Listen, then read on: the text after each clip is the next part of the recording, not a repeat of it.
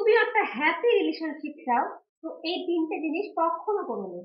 Number one, lack of communication. যখন তোমাদের মধ্যে ঝগড়া হয়ে যায়, ঝগড়ার পরে কখনো কথা বলা বন্ধ করো না। যে জিনিসটা কথা বলে শর্ট আউট করা যায়, সেটা কথা বন্ধ করে স্ট্রেচ করো না। আস্তে আস্তে রিলেশনশিপ ভাঙতে থাকবে। নাম্বার টু, নিজের পার্টনারকে কখনো ফর গ্রান্টেড নেবে না। একটা টাইমের পরে তুমি ভাবতেই পারো যে এ আমাকে ছেড়ে কোথায় যাবে, এটা আমাকে ছেড়ে কোথাও যাবে না, এখানেই থাকবে। তাই তোমার এফোর্টটা আস্তে আস্তে কম করে দিতে থাকো। একদম প্রথমে যে এফোর্টটা দিতে, আজকে দাঁড়িয়ে সেই এফোর্টটা আর দিচ্ছ না, তার জন্য কিছুই করছো না সামনে থেকে।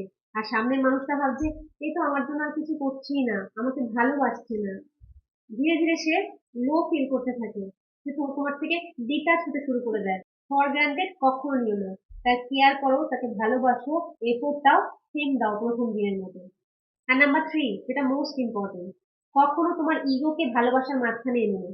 ঝগড়া হয়ে গেল, আমি কেন আগে মেসেজ করব, আমি কেন আগে সামনে থেকে কল করব, আমি কেন সব প্রথমে করবো। তো যখন যখন ইগো তোমাদের ভালোবাসার মাঝখানে চলে আসবে না, রিলেশনশিপ আস্তে আস্তে নষ্ট হতে শুরু করবে। তাই যদি হ্যাপি আর হেলদি রিলেশনশিপ চাও, ইগোটাকে একদম পাশে সরিয়ে রাখো, আর রিলটাকে অবশ্যই তোমার পার্টনারকে শেয়ার করে দাও। তাই না?